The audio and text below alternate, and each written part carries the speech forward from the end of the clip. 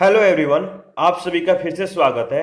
यह इकोनॉमिक्स घटना चक्र का डिस्कशन है और हम लोग अंतर्राष्ट्रीय संगठन के बारे में डिस्कस कर रहे हैं। तो इस टॉपिक के तहत क्वेश्चन नंबर 14 से स्टार्ट करते हैं। 14 में आपको बताना है कि विश्व आर्थिक संभावना रिपोर्ट आवधिक रूप से निम्नलिखित में से कौन जारी करता है। यानी ग्लोबल इकोनॉमिक प्रोस्पेक्टस जो है यह किसके द्वारा जो है जारी किया जाता है। तो सही जवाब है विश्व बैंक के द्वारा।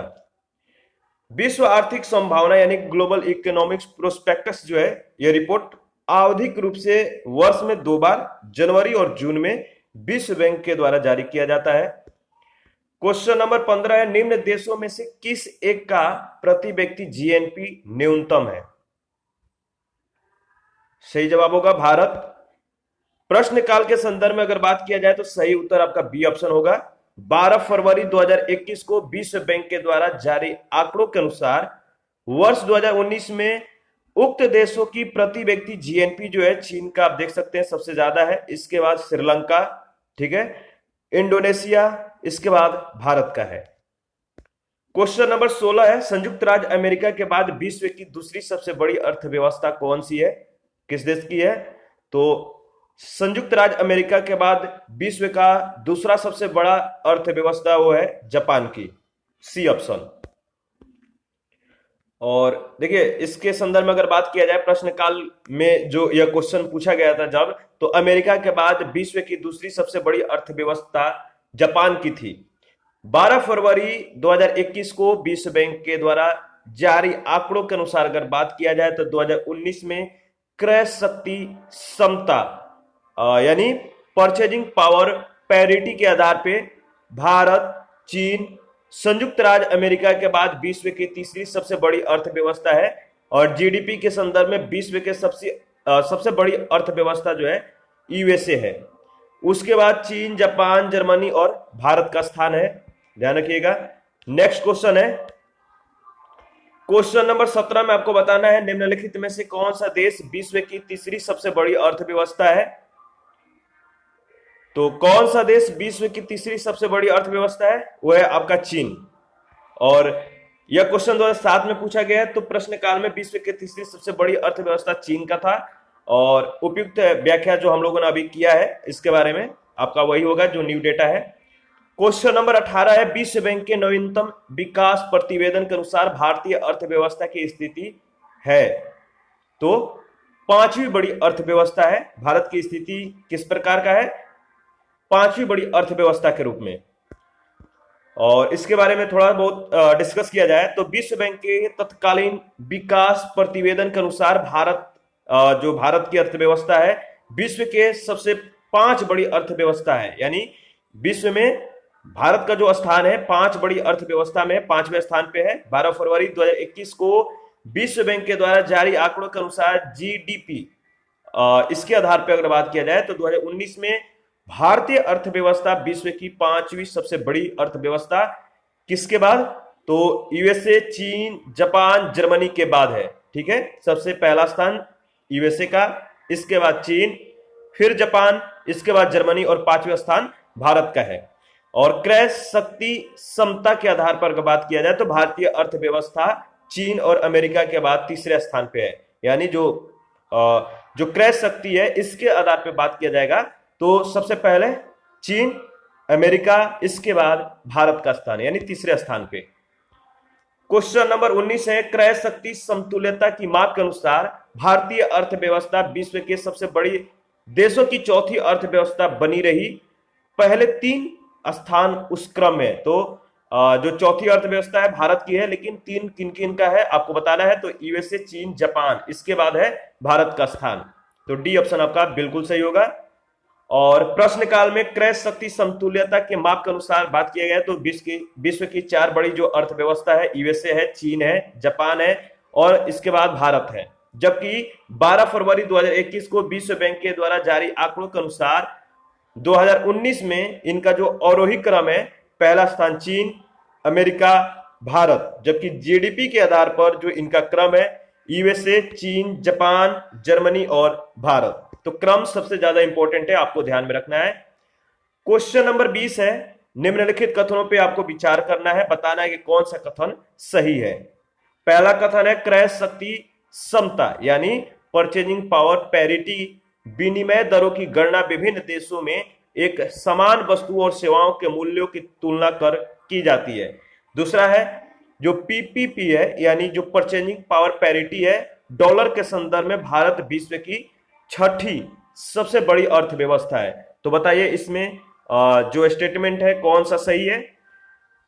तो देखिए इस प्रश्न के संदर्भ में पहला स्टेटमेंट सही है, केवल 1 यानी ए ऑप्शन। दूसरा गलत है, कैसे? क्रय शक्ति समता विनिमय दरों की गणना विभिन्न देशों में एक समान वस्तु और सेवाओं के मूल्यों की तुलना कर की जाती है। इसका आशय है दो देशों के बीच मुद्रा की क्रय शक्ति में अंतर या समता से है। यह विभिन्न मुद्राओं का सापेक्षिक मूल्य होता है। वही क्रय शक्ति समता डॉलर के संदर्भ में भारत, चीन, संयुक्त राज्य अमेरिका के पश्चात विश्व की तीसरी सबसे बड़ी अर्थव्यवस्था है। इसलिए पहला कथन सत्य है, दूसरा गलत है। क्वेश्चन नंबर 21 है विश्व बैंक की जो विश्व विकास रिपोर्ट है 2018 के अनुसार अगर बात किया जाए तो निम्न देशों को उनकी अर्थव्यवस्था के आकार के आरोही क्रम में व्यवस्थित कर आपको बताना है कि कौन सा क्रम सही होगा। तो विश्व बैंक की विश्व विकास जो रिपोर्ट 2008 है, इसके अनुसार आपको उनके मतलब देशों को उनके अर्थव्यवस्था के आकार के आरोही क्रम में सजाना है, बताना है इसका सही क्रम क्या होगा। तो देखिए इसके बारे में हम लोगों ने डिस्कस किया है, यूएसए, चीन, यूके, भारत, जो इसका क्रम सही होगा सी ऑप्शन में दिया गया है। और इसके बारे में हम लोग फिर से रिपीट कर लेते हैं। 12 फरवरी 2021 को विश्व बैंक के द्वारा जारी अद्यतन आंकड़ों के अनुसार वर्ष 2019 में जीडीपी के आधार पर विश्व की 5 बड़ी अर्थव्यवस्था कौन कौन सा है? यूएसए है, चीन है, जापान है, जर्मनी और इसके बाद भारत का स्थान है। जबकि क्रय शक्ति समता के आधार पर अगर बात किया जाए तो शीर्ष 3 अर्थव्यवस्था किन किन देशों में मतलब किन किन देशों का है, कौन 3 सबसे बड़ी अर्थव्यवस्थाएं हैं क्रय शक्ति समता के आधार पर, ध्यान रखिएगा। तो पहला स्थान चीन का, यूएसए, तीसरा स्थान भारत का है। क्वेश्चन नंबर 22 में आपको बताना है पीपीपी रेटिंग के आधार पर विश्व में भारतीय अर्थव्यवस्था का जो स्थान है कौन सा है? तो आप बताइए, सेम क्वेश्चन है, बी ऑप्शन सही जवाब होगा यानी चौथा। इसके बाद नेक्स्ट क्वेश्चन है, क्वेश्चन नंबर 23 है, निम्नलिखित कथनों पर आपको विचार करना है। और अधिकांश अंतरराष्ट्रीय अभिकरण जो भारत के अंतरशासनिक द्विपक्षीय करारों के अनुसार विकास कार्यक्रमों के लिए राशि उपलब्ध कराते हैं, मुख्यतः देते हैं। तो बताइए क्या देते हैं? तो अगर बात किया जाए तो पहला इसमें जो सही होगा तकनीकी सहायता, दूसरा है सुगम ऋण जो ब्याज सहित वापस चुकाने होंगे, और तीसरा अनुदान जो वापस नहीं चुकाने होंगे। तो बी ऑप्शन आपका इस प्रश्न के संदर्भ में सही होगा।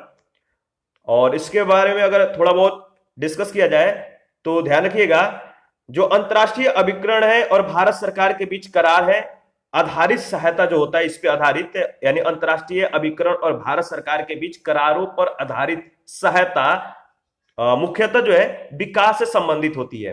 भारत को इन अभिकरणों यानी विश्व बैंक, एडीबी आदि से प्राप्त सहायता अल्पकालिक और दीर्घकालिक दोनों प्रकार की होती है, जिसमें क्या क्या प्राप्त होती है? मुख्यतः तकनीकी सहायता, निम्न ब्याज दर पर ऋण, अनुदान आदि सम्मिलित होते हैं। जहां तक गरीबी निवारण के लिए खाद्य सहायता का सवाल है, भारत को स्वतंत्रता के उपरांत 1950 और 60 के दशक में ऐसी सहायता पीएल 480 के तहत संयुक्त राज्य अमेरिका से प्राप्त होती थी। ध्यान रखिएगा। क्वेश्चन नंबर 24 है, भारत में राज्यों के अस्थापना सुधार के लिए ऋण एवं अनुदान निम्नलिखित में से किस एक संस्था के द्वारा दिए गए हैं? तो सही जवाब होगा विश्व बैंक के द्वारा। और इसके बारे में थोड़ा बहुत डिस्कस किया जाए, विश्व बैंक भारत को विशिष्ट आर्थिक सहायता उपलब्ध कराने के लिए 1958 में भारत सहायता क्लब की स्थापना की थी। कालांतर में जिसका नाम परिवर्तित कर भारतीय विकास मंच कर दिया गया है। विश्व बैंक जो है भारतीय राज्यों को अस्थापना सुधार जैसे परिवहन, संचार, सिंचाई, जल आपूर्ति, विद्युत शक्ति, सड़क निर्माण आदि के लिए दीर्घावधि जो वित्तीय सहायता है उपलब्ध कराता है। क्वेश्चन नंबर 25 है, निम्नलिखित में से किस भारतीय राज्य ने अभी हाल में विश्व बैंक के साथ $220 मिलियन का समझौता किया है। सही जवाब होगा बिहार ने, ए ऑप्शन करेक्ट ऑप्शन। और देखिए इसके बारे में दो लाइन आपको ध्यान में रखना है कि 2008 में कोसी बाढ़ मतलब जो बाढ़ आया था कोसी में 2008 में, इससे प्रभावित बिहार के लाखों लोगों की दशा सुधारने के लिए बिहार राज्य सरकार और विश्व बैंक के मध्य 12 जनवरी 2011 को $220 मिलियन का समझौता संपन्न हुआ था। 26 नंबर है, विश्व बैंक ने 2007 में भारत को $600 मिलियन का ऋण और रियायती साख की स्वीकृति की उद्घोषणा की है ताकि शक्तिशाली बनाया जा सके। तो किस ढांचे को? तो ग्रामीण शहरी ढांचे को, ए ऑप्शन। 2 नवंबर 2007 को एक समझौते के अंतर्गत विश्व बैंक ने भारत में ग्रामीण सहकारी ढांचे को बढ़ावा देने के लिए समझौता हस्ताक्षरित किया था, जिसके तहत विश्व बैंक के द्वारा 4 वर्षों में $600 मिलियन का ऋण उपलब्ध कराने का जो है प्रस्ताव था। 27 नंबर है, विश्व बैंक ने अभी हाल ही में भारत को $944 मिलियन का ऋण स्वीकृत किया है। निम्न में से किस क्षेत्र के लिए ऋण नहीं है? तो ग्रामीण सड़कों और स्वच्छता के लिए जो यह ऋण प्रदान किया गया है उसके लिए नहीं है, ध्यान रखिएगा।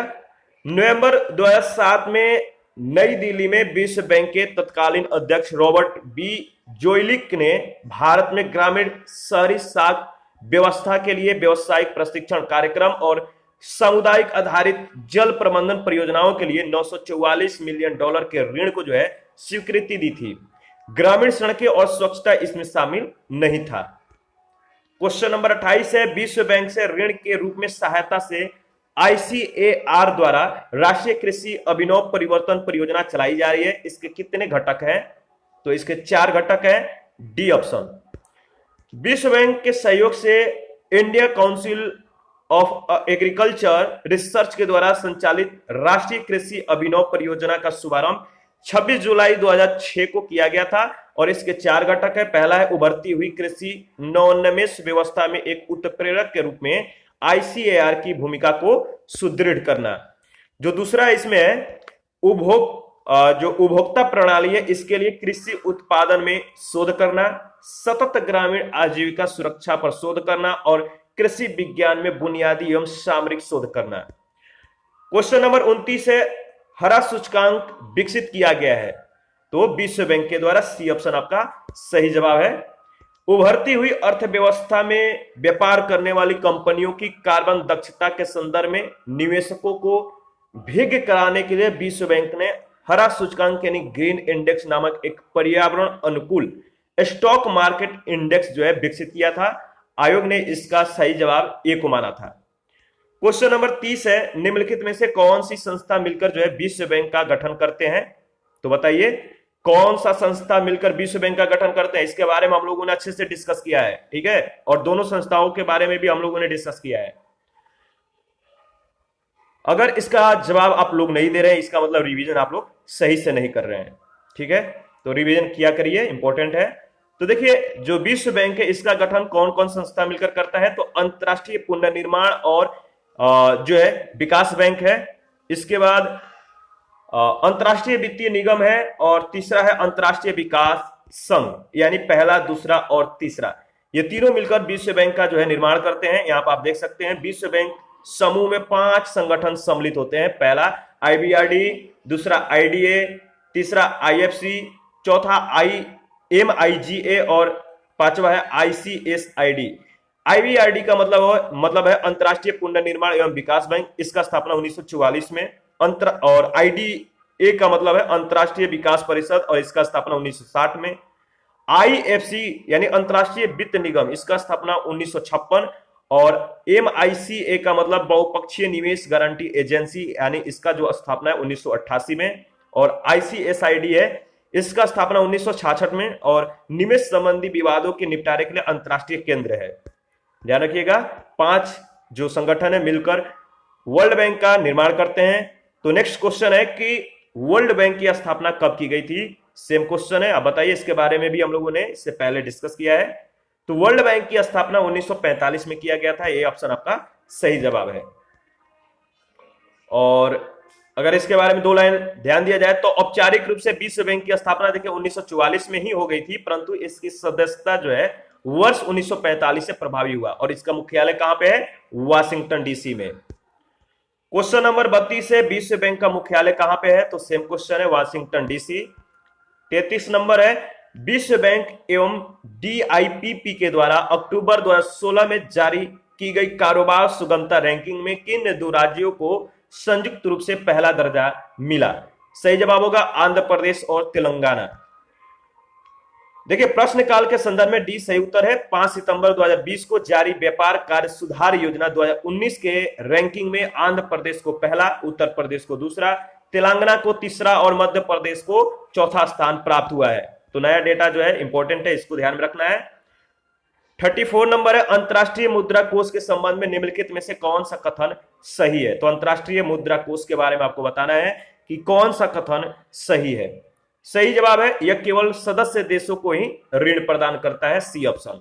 ठीक है, देखिए अंतरराष्ट्रीय मुद्रा कोष जो है आईएमएफ, इसका डिस्कशन हम लोगों ने शुरू में ही किया था, जो कि इंपॉर्टेंट था, मैंने वहां पे भी बताया था, तो आप लोग रिवीजन करते रहिए। आईएमएफ की स्थापना देखिए विश्व बैंक के साथ ब्रेटन वुड्स समझौते के तहत 1944 में की गई थी। तो किस समझौते के तहत? ये इंपॉर्टेंट है, ब्रेटन वुड्स समझौता 1944 में। और इसके सदस्य देशों की सदस्यता जो है 27 दिसंबर 1945 से प्रभावी हुई।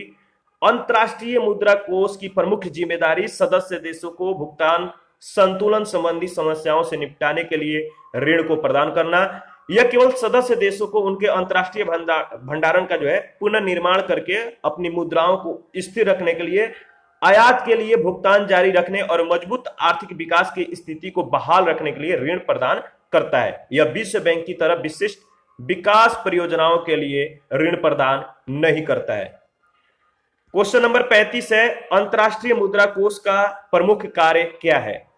तो बताइए इसका कार्य क्या है अंतरराष्ट्रीय मुद्रा कोष? हम लोगों ने 3-4 कार्यों के बारे में, इसके बारे में डिस्कस किया था। अगर आप लोग रिवीजन कर रहे हैं तो इसका सही जवाब दे पाएंगे। अंतरराष्ट्रीय मुद्रा कोष का प्रमुख जो कार्य है वह सदस्य देशों की भुगतान संतुलन संबंधी समस्याओं के समाधान में सहायता करना। और जस्ट हम लोगों ने इससे पहले भी इसके बारे में डिस्कस किया है, रिवीजन किया है। 36 नंबर है, हाल ही में आईएमएफ के एसडीआर बास्केट में निम्नलिखित में से किस मुद्रा को जोड़ने का जो है प्रस्ताव दिया गया है? तो सही जवाब क्या होगा? देखिए ये क्वेश्चन बहुत बार भी मतलब कि आ चुका है। रेनमिनबी जो है ये आईएमएफ के एसडीआर बास्केट में सम्मिलित करने के लिए जो है इसको प्रस्ताव दिया गया था, रेनमिनबी। ठीक है, 30 नवंबर 2015 को अंतरराष्ट्रीय मुद्रा कोष के कार्यकारी बोर्ड के द्वारा लिए गए निर्णय के तहत 1 अक्टूबर 2016 से चीन की मुद्रा युआन, यानी जिसे हम रेनमिनबी कहते हैं, आईएमएफ के एसडीआर बास्केट में 5वीं मुद्रा, यानी 4 कौन कौन सी मुद्रा है? तो अमेरिकी डॉलर है, यूरो है, येन है, पाउंड स्टर्लिंग है और 5वां जो है आपका रेनमिनबी है। इसको शामिल मतलब कि कर लिया गया है। 4 के अलावा जो 5वां है रेनमिनबी, इसको शामिल किए जाने की जो है प्रस्ताव किया गया था। किसी भी विकासशील देश से एसडीआर क्लब में शामिल होने वाली युआन जो है रेनमिनबी पहली मुद्रा है, तो ध्यान रखिएगा। क्वेश्चन नंबर 37 है, ब्रेटन वुड्स सम्मेलन ने किस संस्था की स्थापना की? तो बताइए, सिंपल सी क्वेश्चन है और इसके बारे में हम लोगों ने जो है डिस्कस भी किया है। तो ब्रेटन वुड्स सम्मेलन जो है इसने किन संस्थाओं की स्थापना की? तो सही जवाब है आईएमएफ और आईबीआरडी। ठीक है, पहला और दूसरा यानी ए ऑप्शन। अंतरराष्ट्रीय मुद्रा कोष और आईबीआरडी की स्थापना अमेरिका के ब्रेटन वुड्स में वर्ष 1944 के समझौते के तहत, यानी औपचारिक रूप से अगर बात किया तो 27 दिसंबर 1945 को की गई।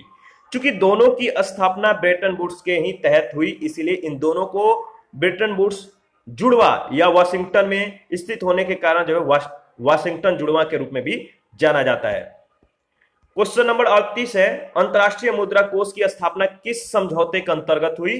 तो ब्रेटन वुड्स समझौता के तहत, A option is correct option. 39 है, भारत अंतरराष्ट्रीय मुद्रा कोष का सदस्य कब बना? भारत अंतरराष्ट्रीय मुद्रा कोष का सदस्य कब बना? तो 1945 में।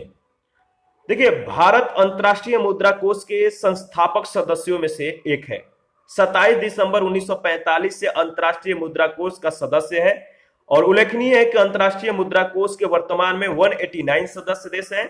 रिपब्लिक ऑफ नोरू जो है 12 अप्रैल 2016 को आईएमएफ का 189वां सदस्य बन गया। क्वेश्चन नंबर 40 है, भारत अंतरराष्ट्रीय मुद्रा कोष का सदस्य कब बना? तो सेम क्वेश्चन है, देखिए इसमें वैसे ऑप्शन नहीं दिया गया है, तो 1945 आप ध्यान रखिएगा। ठीक है, आगे बढ़ते हैं। क्वेश्चन नंबर 41 है, स्वर्ण ट्रेंच यानी रिजर्व ट्रांस निर्दिष्ट करता है। जो स्वर्ण ट्रेंच है किसको निर्दिष्ट करता है? देखिए रिजर्व ट्रांस जो है यह आईएमएफ के द्वारा इसके सदस्यों को प्रदत्त एक साख प्रणाली को निर्दिष्ट करता है। डी ऑप्शन आपका सही जवाब होगा, और इसके बारे में हम लोग डिस्कस कर लेते हैं। जो स्वर्ण ट्रेंच है या रिजर्व ट्रेंच है, यह वह मुद्रा होती है जिसके प्रत्येक सदस्य देश के द्वारा अंतरराष्ट्रीय मुद्रा कोष यानी इंटरनेशनल मॉनेटरी फंड को प्रदान किया जाता है, यानी अंतरराष्ट्रीय मुद्रा कोष को प्रदान किया जाता है, और जिसका उपयोग वे देश अपने स्वयं के प्रयोजनों के लिए कर सकते हैं। इस मुद्रा का प्रयोग सामान्यतः आपातकाल की स्थिति में किया जाता है। क्वेश्चन नंबर 42 है, पत्र स्वर्ण का अर्थ क्या है? तो अंतरराष्ट्रीय मुद्रा कोष का विशेष आहरण अधिकार स्वर्ण पत्र का अर्थ है। A option. स्वर्ण पत्र का अर्थ क्या है? अंतरराष्ट्रीय मुद्रा कोष का विशेष आहरण अधिकार। और देखिए इसके बारे में डिस्कस किया जाए तो स्वर्ण पत्र अंतरराष्ट्रीय मुद्रा कोष का एक विशेष आहरण अधिकार यानी एसडीआर है। आईएमएफ ने वर्ष 1969 में इस व्यवस्था को प्रारंभ किया था, और इसमें स्वर्ण की दुर्लभता को ध्यान में रखते हुए एसडीआर को स्वर्ण के स्थान पर साख के रूप में स्वीकार किया गया है, इसलिए इसे पेपर गोल्ड भी कहा जाता है। नेक्स्ट क्वेश्चन 43 है, पेपर गोल्ड पद का आशय क्या है? सेम क्वेश्चन है, बताइए। तो अंतरराष्ट्रीय मुद्रा कोष का विशेष आहरण अधिकार यानी SDR. A option is correct option. 44 number है, निम्नलिखित में से कौन सा संगठन वर्ल्ड इकोनॉमिक आउटलुक नामक प्रकाशन जो है प्रकाशित करता है?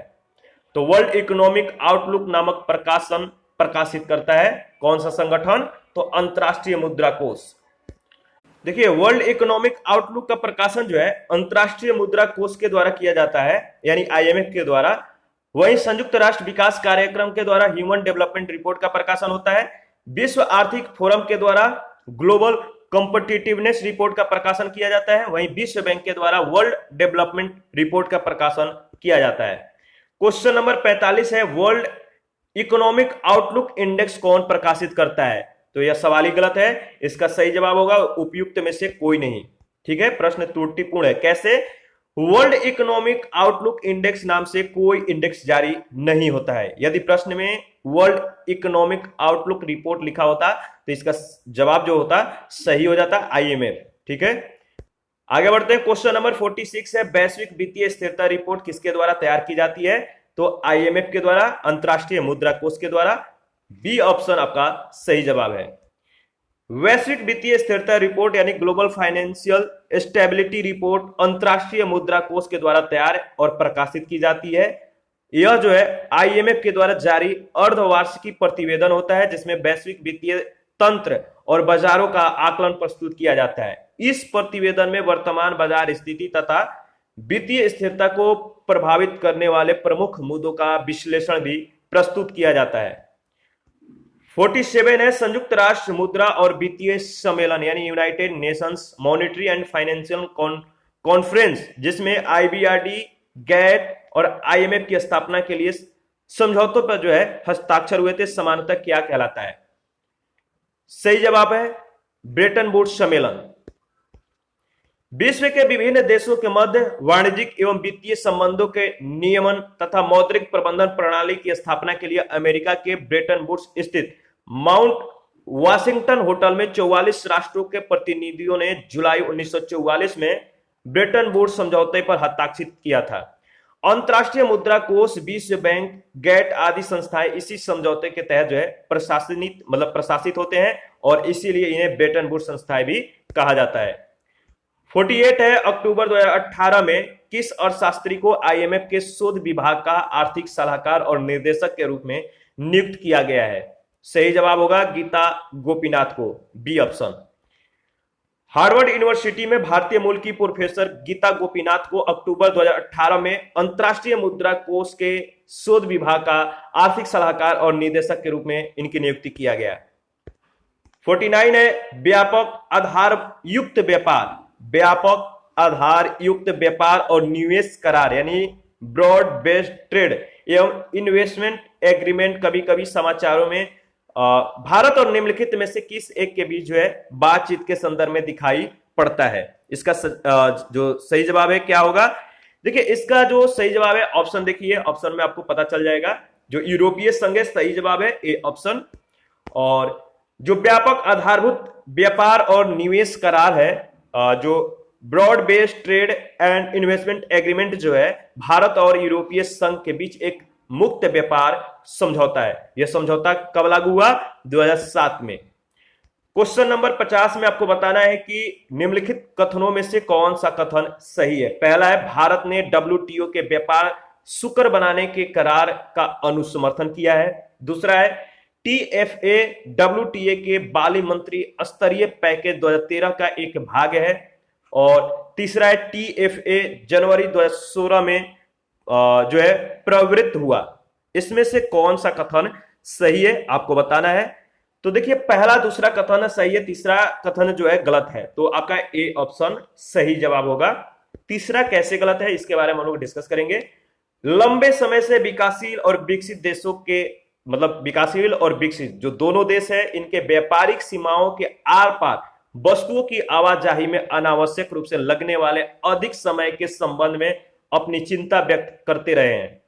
क्योंकि इससे क्या होता है कि छोटे और मझोले उद्योग जो हैं विशेष रूप से प्रभावित होते हैं। और इस समस्या के समाधान के लिए 2013 में बाली में विश्व व्यापार संगठन यानी डब्ल्यूटीओ की मंत्रीय स्तरीय बैठक में ऐतिहासिक ट्रेड फैसिलिटेशन एग्रीमेंट यानी व्यापार सुविधा समझौता पर हस्ताक्षर हुआ। डब्ल्यूटीओ के कुल 164 सदस्यों में से 2/3 सदस्यों के द्वारा इस समझौते का जो है अनुसमर्थन कर दिए जाने के बाद यह समझौता 22 फरवरी 2017 से प्रभावी हो गया और 22 अप्रैल 2016 को भारत के द्वारा इस समझौते का अनुसमर्थन किया गया था। इंपॉर्टेंट है, ध्यान में रखिएगा।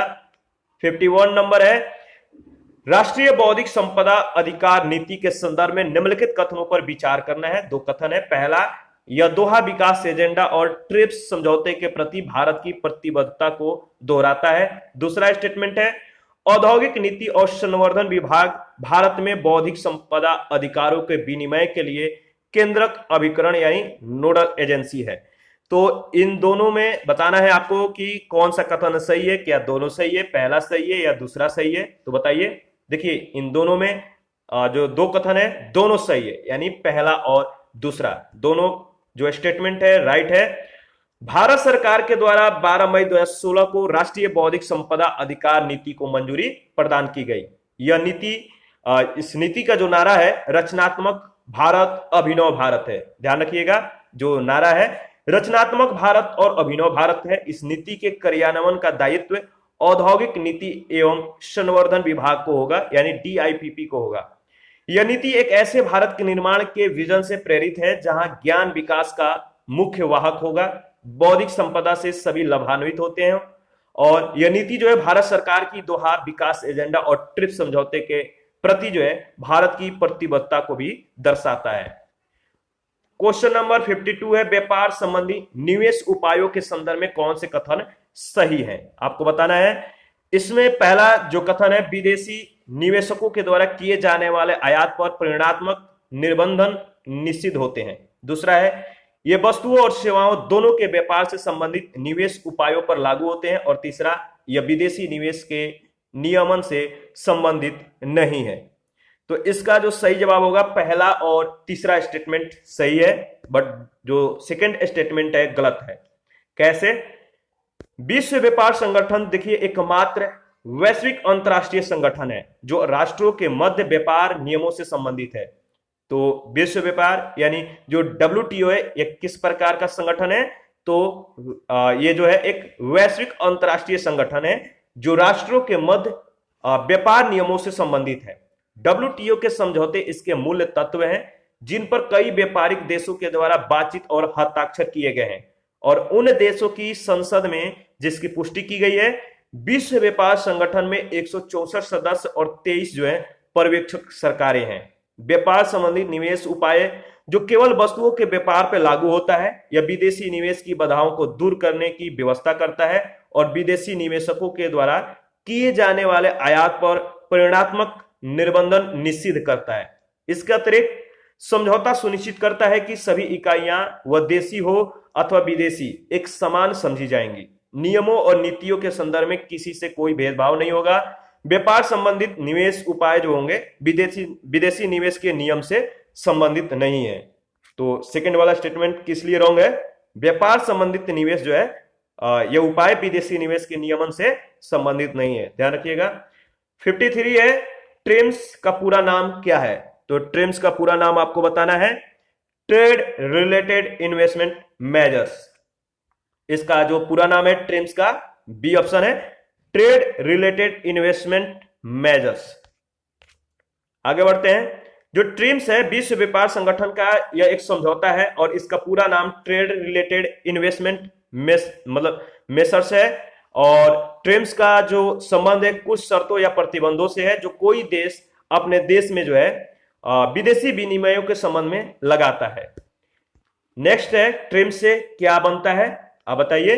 तो व्यापार संबंधी क्या अभिनव उपाय, तो सॉरी व्यापार संबंधी निवेश उपाय। तो सी ऑप्शन आपका सही जवाब है, ट्रिम्स से क्या बनता है। तो इसका सही जवाब होगा व्यापार संबंधित निवेश उपाय। क्वेश्चन नंबर 55 है, दोहा जहां विश्व व्यापार संघ के मंत्रियों की बैठक आहूत की गई थी कहां पे स्थित है? तो देखिए दोहा जो है कतर में स्थित है। और आगे बढ़ते हैं। 56 नंबर है, अंतरराष्ट्रीय व्यापार का मुख्य सुरक्षा कवच है कौन? WTO। ध्यान में रखिएगा, इंपॉर्टेंट है। WTO एक अंतर सरकारी संगठन है जो अंतरराष्ट्रीय व्यापार को नियंत्रित करता है और इसकी स्थापना 1 जनवरी 1995 को मराकेश समझौते के अधीन की गई थी। दिसंबर 1994 तक 128 देशों ने इस पर हस्ताक्षर किए। यह विश्व का सबसे बड़ा अंतरराष्ट्रीय आर्थिक संगठन है और वर्तमान में इसके 164 सदस्य देश और 24 पर्यवेक्षक देश हैं। नेक्स्ट क्वेश्चन है 57, विश्व व्यापार संगठन जिसका अंग है वह है गैट सदस्यों के द्वारा स्थापित एक अंतरराष्ट्रीय व्यापार संगठन, डी ऑप्शन। 1948 में गैट की स्थापना के पश्चात से विश्व व्यापार की संरचना एवं सदस्य राष्ट्रों की परिस्थितियों में अनेक परिवर्तन हुए जिसके कारण गैट व्यवस्था में परिवर्तन या सुधार आवश्यक हो गया था। इसीलिए 1 जनवरी 1995 को WTO की स्थापना की गई और इसका मुख्यालय जिनेवा यानी स्विट्जरलैंड में है। क्वेश्चन नंबर 58 है, WTO का मुख्यालय अवस्थित है कहां पे? तो जिनेवा में। ध्यान दीजिएगा, इंपॉर्टेंट है, मुख्यालय पूछा जाता है।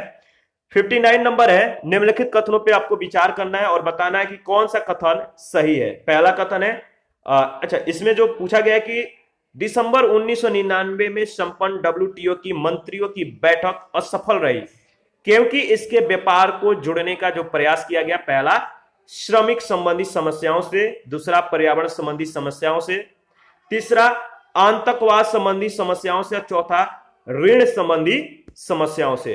तो इसका सही जवाब होगा पहला और दूसरा, बी ऑप्शन। ठीक है। अमेरिकी शहर सिएटल में दिसंबर 1999 में संपन्न WTO की तीसरी मंत्री स्तरीय बैठक में अमेरिका के द्वारा श्रम संबंधी और पर्यावरण संबंधी समस्याओं को WTO में जोड़ने के प्रस्ताव के कारण विकासशील देशों ने इसका विरोध किया था और इस मुद्दे पर दोनों पक्षों में सहमति नहीं बन पाने के कारण जो है यह सम्मेलन असफल रहा। 60 नंबर है, विवादों को सुलझाने के लिए संदर्भ बिंदु के रूप में प्रयुक्त अंतरराष्ट्रीय खाद्य सुरक्षा मानकों के संबंध में WTO निम्नलिखित में से जो है किसके साथ सहयोग करता है? सही जवाब होगा कोडेक्स एलिमेंट्रियस कमीशन। ध्यान रखिएगा और इसके बारे में हम लोग देख लेते हैं। विवादों को सुलझाने के लिए संदर्भ बिंदु के रूप में प्रयुक्त अंतरराष्ट्रीय खाद्य सुरक्षा मानकों के संबंध में WTO कोडेक्स एलिमेंट्रियस कमीशन के साथ सहयोग करता है और कोडेक्स एलिमेंट्रियस यानी लैटिन भाषा में इसका अर्थ होता है खाद्य कूट या खाद्य कानून। आयोग का गठन जो है यानी कोडेक्स एलिमेंट्रियस आयोग का गठन 1963 में FAO और WHO के द्वारा किया गया था। कोडेक्स जो कोडेक्स मानक है इसका दिशा निर्देश और अन्य अनुशंसाएं यह सुनिश्चित करते हैं कि खाद्य उत्पाद उपभोक्ताओं के लिए खतरनाक नहीं है और देशों के बीच इसका सुरक्षित व्यापार किया जा सकता है। क्वेश्चन नंबर 61 है, विश्व व्यापार संगठन के 1996 के मंत्री स्तरीय सम्मेलन में हुए प्रमुख अनुबंधों में से एक जो संबंधित है, किससे संबंधित है? तो सूचना प्रौद्योगिकी में वाणिज्य से। तो 1996 के मंत्री स्तरीय सम्मेलन में हुए प्रमुख अनुबंधों में से एक किससे संबंधित है विश्व व्यापार संगठन के? तो सूचना प्रौद्योगिकी में वाणिज्य।